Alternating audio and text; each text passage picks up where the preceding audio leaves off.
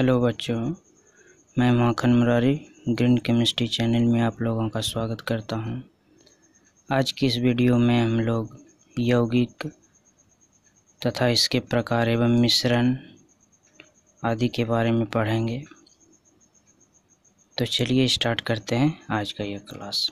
देखिए, यौगिक यानी कंपाउंड वह पदार्थ जो दो या दो से अधिक तत्वों के द्रव्यमान के स्थिर अनुपात में संयोग कर बनता है, यौगिक कहलाता है। एवं इसके अवयवी तत्वों का गुण यौगिक के गुण से बिल्कुल अलग होता है।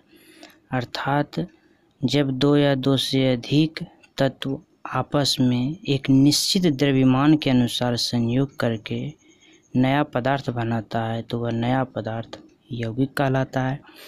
एवं उस यौगिक का गुण उसके अवयवी तत्वों के गुणों से बिल्कुल भिन्न होता है। अवयवी तत्व कहने का अर्थ हुआ जिससे मिलकर बना हुआ है। एक उदाहरण ले लेते हैं जल का, H2O, हाइड्रोजन का 1 और ऑक्सीजन का 8 आपस में मिलके 1:8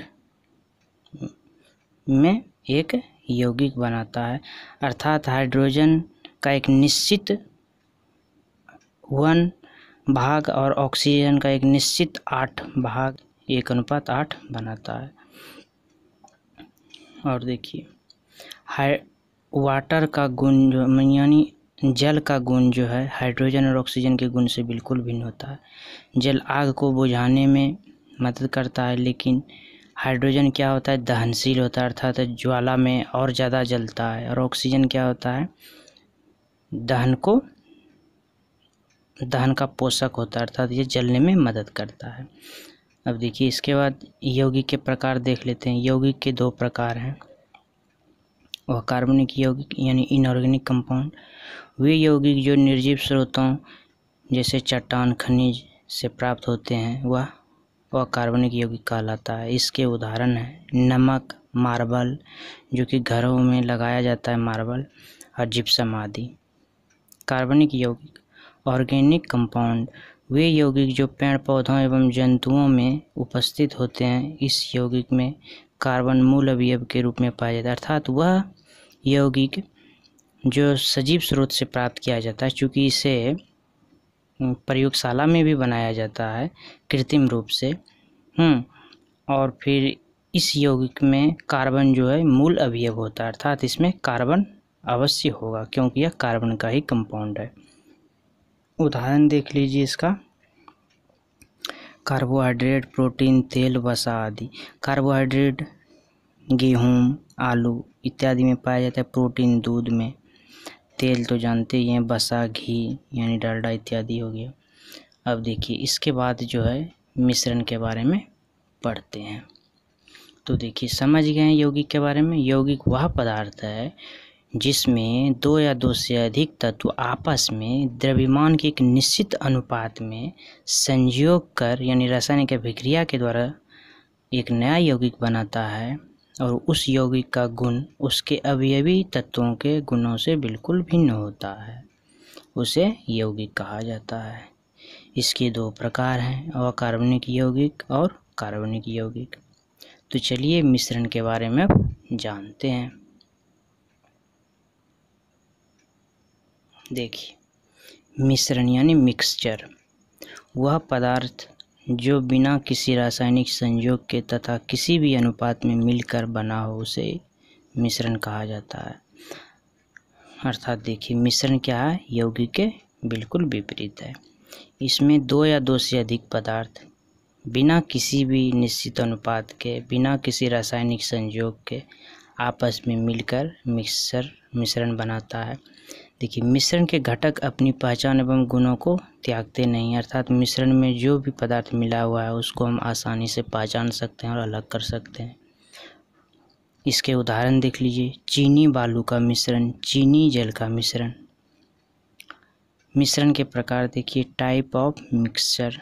मिश्रण 2 तरह के होते हैं, समांगी मिश्रण होमोजेनस मिक्सचर और विषमांगी मिश्रण हेट्रोजेनस मिक्सचर।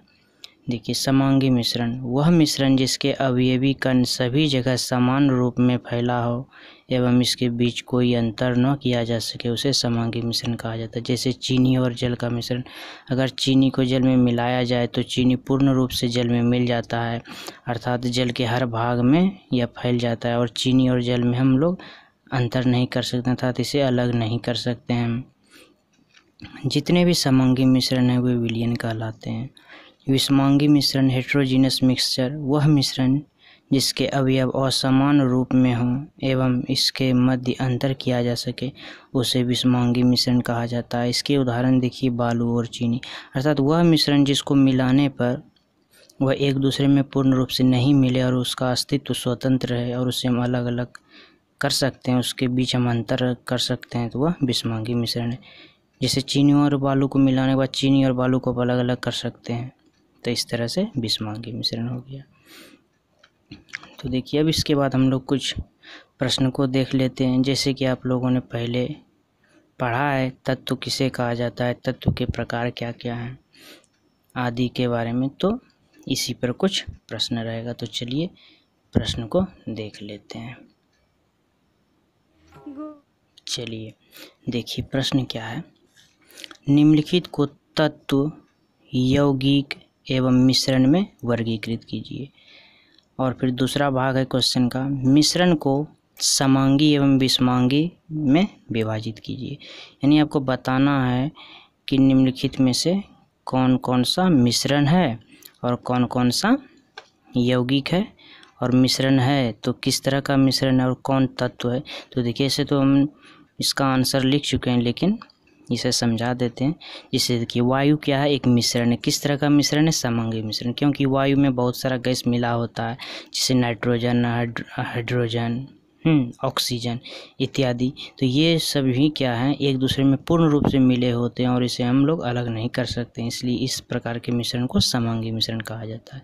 देखिए दूध भी एक प्रकार का मिश्रण है और कैसा है, समांगी मिश्रण है। अर्थात देखिए दूध में क्या होता है, जल मिला होता है, प्रोटीन मिला होता है, वसा मिला होता है और ये सभी क्या होते हैं, एक दूसरे में पूर्ण रूप से मिले होते हैं, इसलिए इस प्रकार के मिश्रण को समांगी मिश्रण कहा जाता है। देखिए ग्रेफाइट क्या है, एक प्रकार का तत्व है, ठीक लेकिन यह कैसा तत्व है, यह अधातु है।